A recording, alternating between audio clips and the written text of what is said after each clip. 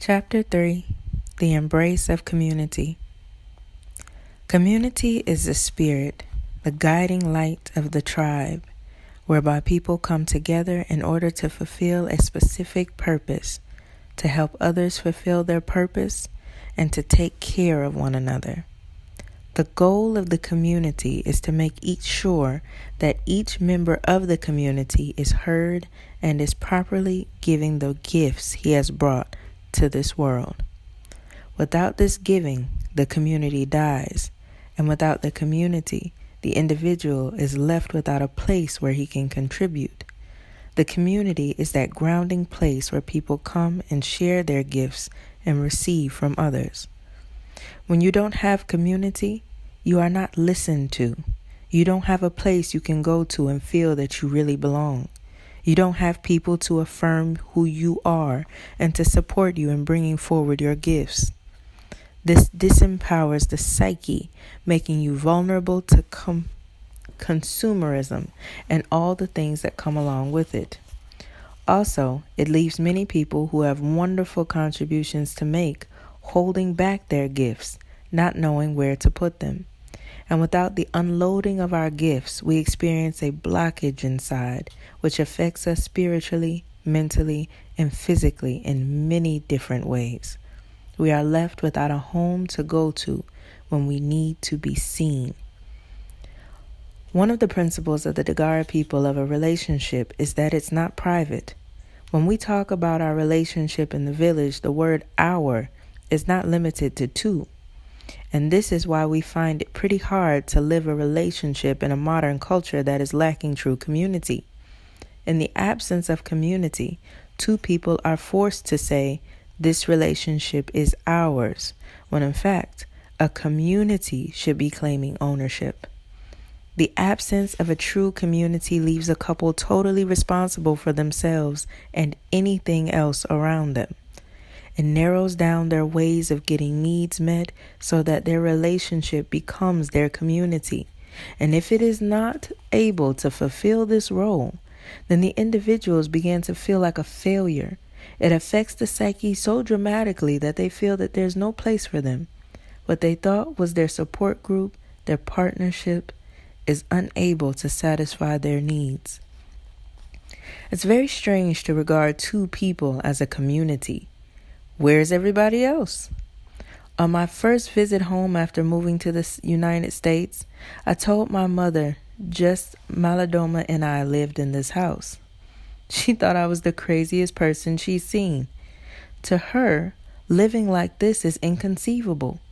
It means that there isn't any kind of outside energy coming to give support and strength to our relationship, and that we are basically left on our own to figure things out, which is absolutely impossible. With one person, it's hard to see very far. Two people, you can see a little more. But if you have a whole group of people around really caring about you and telling you, "You are doing the right thing. We want you to be around. Give us your gifts," it helps you fulfill your purpose. Even the most stubborn people will get beyond their stubbornness in order to work on their life purpose. But with just two people, it's really too much to ask. Or even with the nuclear family. In my own marriage, I bring as many people as I can into the relationship. We also get back home as much as possible. How do we bring people in? We constantly monitor the relationship and through ritual, create community to give us the support we need. This fuels us so that we can continue what we are doing here. When there are collisions in my marriage, I call upon this community. I know that without their help, the fire of our relationship might have been extinguished. Here in the West, we may never have the kind of community we had back in Africa, but at least we can have a sense of it by allowing friends to be a part of what we are doing. 15 minutes of communication with others can help in a deep way to make up for a lack of community. Friends and family provide you with a container, a safe container, where you can go if you need support, if you need help with ritual, if you need somebody to give you a hug, if you need to talk to somebody and get another perspective on something. You are free to do whatever you want with the advice they give you, but it helps to bring the spirits of other people into your life. It gives you many more eyes to see and helps overcome limitations. Sometimes you will be spiritually blind to something, and a friend can be aware of that very thing. If you don't reach out to friends and family, your reality can become pretty limited. With the input of these people, it widens. Friends and family can also take away from intimate relationships. The blessing of the family is very important when it comes to intimacy, but if there are unresolved issues in one's family, it can affect the life of a person even in an intimate space with somebody else. When couples don't get the blessing of the community, most of the time it will create a vacuum that you have to work hard to compensate for or heal. Many people have divorced simply because of the pressure from the community, family, or friends who did not support the marriage or even have a spiritual understanding of the relationship. It's hard for a relationship to survive without support. Some couples stay together, but it takes a toll. Take, for instance, somebody who is in a relationship and needs friends or family to do a ritual for her or to simply hear her, but doesn't have access to them. Who can she turn to? Therapy is good, but it can only take you so far. It's really hard for therapists to compensate for everything. When you don't have a community of friends and family involved in a relationship, it makes you base all your intimate expectations on your marriage, and that is really hard. That is too much to ask of any one relationship. Of course, your partner is your friend and family, but to receive everything from that person is absolutely impossible. When people get their friends and family involved, they can make intimacy work. But people, they think things are private and that they have to keep everything to themselves. Keeping everything private usually kills a relationship. Most of the time, our crises are not complicated. When we keep them private, they grow fatter every day, and then they start to strangle us. We must be open to other people in order for our relationships to work. I notice that many people who are in women's groups, for instance, or men's groups, are able to put aside the fear of talking with others about their problems, and I think this is good.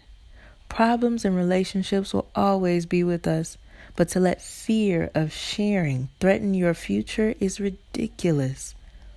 People in the West can create a sense of community in their cities just as people in West Africa have. They can do this by providing one another with continuous support.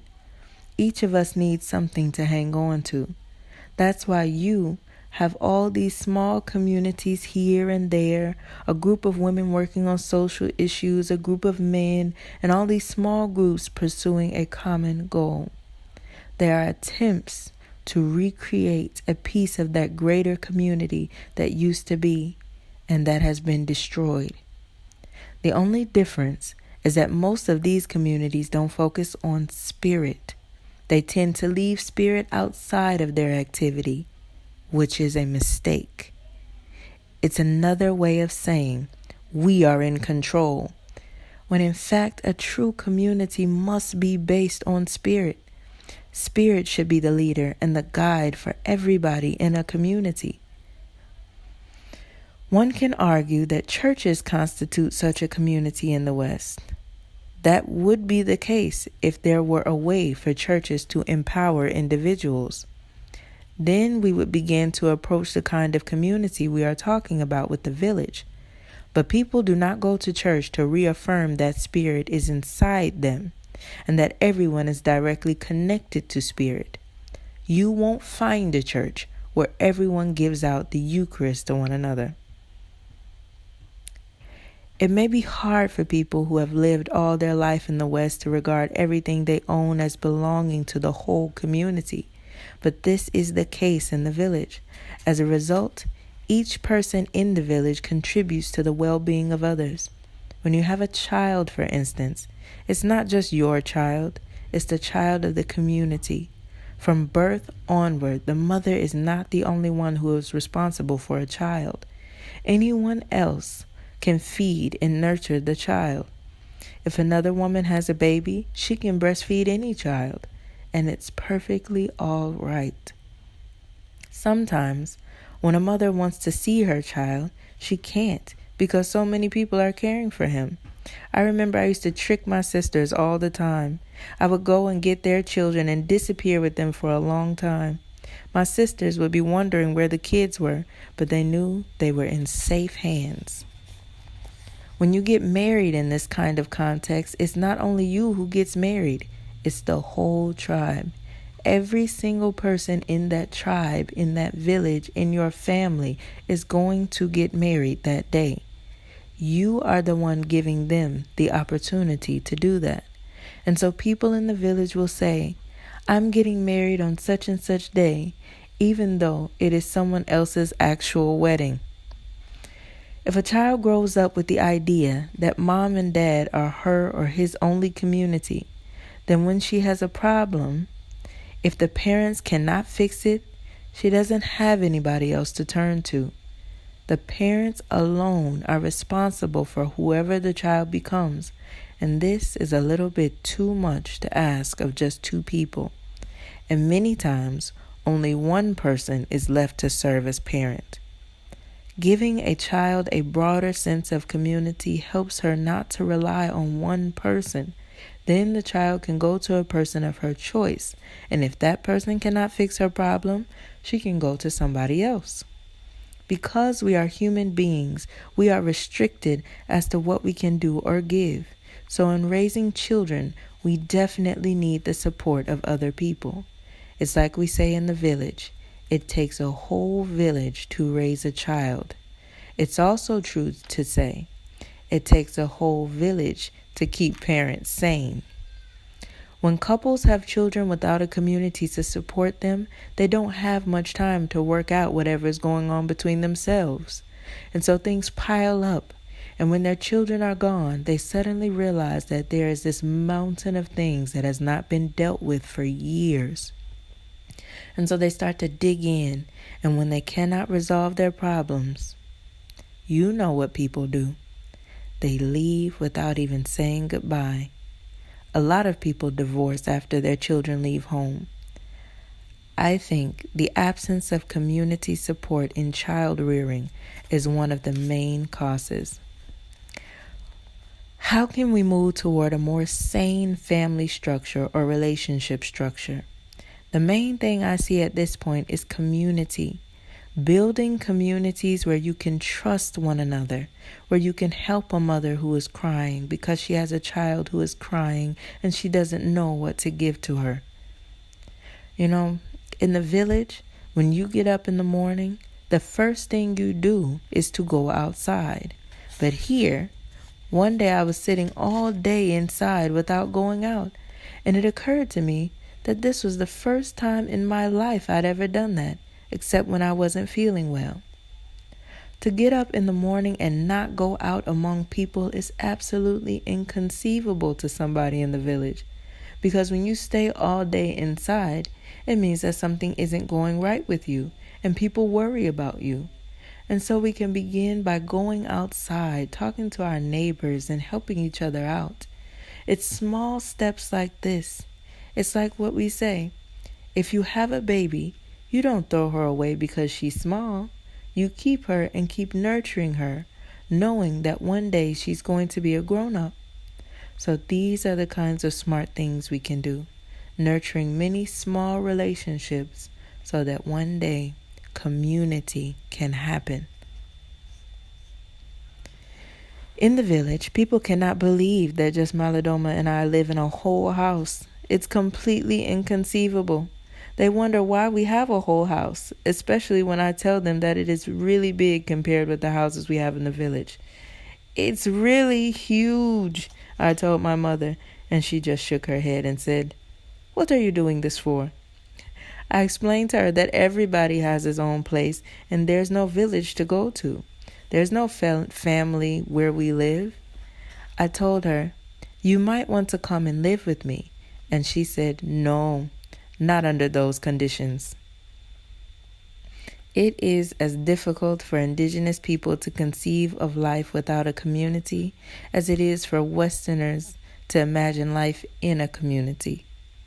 To create a community that will work for people here, there is a need to look carefully at some of the fundamentals of a healthy community: spirit, children, elders, responsibility, gift giving, accountability, ancestors, and ritual. These elements form the base of a community, and it doesn't have to start with a lot of people. I'd rather have a circle of a few good friends and be a community with them than just get lost in a crowd of people who don't care at all. Intimacy, the natural attraction of two human beings to each other, is something that the elders say is actually prompted by spirit, and spirit brings people together in order to give them the opportunity to grow together. That growth is directly connected to the gifts that two people are capable of providing to the village. And this is why, when a couple is in trouble, the whole village is in trouble. People in the village will involve themselves in the problems of a couple and dissect them and make sure that they fix them because their interests are at risk. Some community support is not entirely altruistic. People are not necessarily coming to help the couple. They are coming to help themselves. If a couple is in trouble, those around them may not get what they need. When we start to feel a problem, we tend to think it's just two people who are involved, and we forget about the fact that spirit is there. We tend to forget that we have allies who can bring us strength. We forget to ask for help from friends or family members. In the village, it's easier for people because every morning when you wake up, somebody will come and ask you, "Did you hear something sweet last night?" And if you remain silent or say no, then the person will get worried because something is wrong. If you didn't hear something good, it means that something sour must have taken the place of the good. They will then get to the bottom of that problem before it gets out of control. It's not surprising every morning to see women just gather and start to talk about things, and if need be, go toward the bushes and start to walk away from the compound because there is something that needs to be taken care of. This reminds me of the importance that gender plays in relationships. Without help from people of the same gender, it's pretty hard to maintain a balance in your relationship. A woman should not expect her husband to take the place of her women friends and to care for her in the same way. Similarly, a man should not expect his wife to take the place of male friends. Being a woman does not mean you have nothing to do with masculine energy. Similarly, being a man does not mean you have nothing to do with the feminine. Vaginas and penises are not the only things that define our sexual nature. Our lives are influenced by the presence within us of both feminine and masculine energies. It is important that these energies maintain harmony within us. There are things that men do in order to nourish what they call their female self, and things that women have to do in order to nourish their male self. In the village, once a year, men who have gone through initiation together meet at the same spot where they were initiated and have a ritual that looks something like mothering. Their behavior is a kind of strict male-to-male emotional exchange. There's something about it that breaks down the narcissistic feeling that comes with managing responsibilities. Even though it's not a funeral where men, women, and children can cry together, the men cry as much as they want. There's a need to reawaken the part of the self that is in touch with emotion, and this ritual allows them to do so without waiting until somebody dies. There is a caretaking, not prescribed, but a random caretaking that goes on. Someone, because of inner pressure of some sort, will break down, and someone else will take care of him. And while taking care of him, the caretaker too is going to break down, and someone is going to come and join them. So it becomes a continuous support and nurturing ritual. It makes it easier for some, when the men come back, for them to stop feeling that they have to invoke some kind of control within the ritual space of intimacy. In other words, when the sense of responsibility and of being a man in the community stops overwhelming someone who has participated in this ritual, the circle of intimacy they create with their partner becomes closer to what spirit wants. The belief is that the male tends to put on his warrior mode even in the ash circle of intimacy. When that warrior self has not been tamed by some kind of motherly energy, it is almost impossible for a man to engage in intimate relations with his partner. In the village, in order for the feminine and the masculine energies to live harmoniously, women and men must commit themselves to work at balancing their sexual energies. When either energy dominates, it becomes overpowering and can threaten the stability of the village. For this reason, women not only gather up on a yearly basis with their initiation sisters, but they also get together as often as they can and go to a cave or go to the bush. There we do a set of rituals in order to build our masculine energy by acting out our rage and anger and by taking on men's roles. Then we go hunting, even though killing is not the emphasis of the ritual because women usually do not kill in the village. It allows women to be outwardly. This is usually followed by the warrior's dance that young men learn while being initiated into manhood. All women dress like men throughout the duration of the ritual. Some women wear beards and mustaches. Usually, the pure, the female father, is there, and she will ensure that the masculine energy is being built. If you did not know her beforehand, you would think that she was a man. The tone of her voice, the look of her eyes, and everything else about her carries masculine energy. One by one, the women go to her. First, there is a foot-to-foot connection, then a head-to-head connection.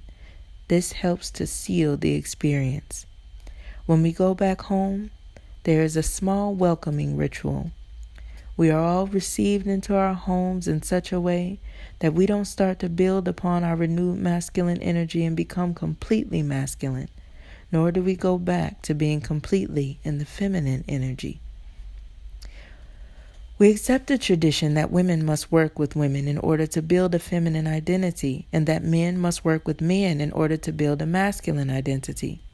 This way, when a man and a woman come together, they are better able to relate to each other. There is something in the indigenous world that compels gender groups to get together in order to work certain things out. I see similar practices in the West in what is called feminism and in the men's movement. These are ways for women and men to better their relationships, not only with their gender, but also with the other sex. You will notice in many villages in Africa that during the days women are all together, men are all together also. This is not a sexist practice. It's just that for some reason, there's a feeling that a clear sense of otherness is essential to a harmonious coming together with your mate. Today, we are not called upon to wage war with the opposite gender. We need to embrace the new millennium with a brand new eye, a new heart, one that allows for mutual respect. Women and men live their own mysteries, and neither gender will ever fully grasp the other. The model of the village is there not to encourage sexism, nor to make men and women the same, but to create an environment in which both genders appreciate and honor the other.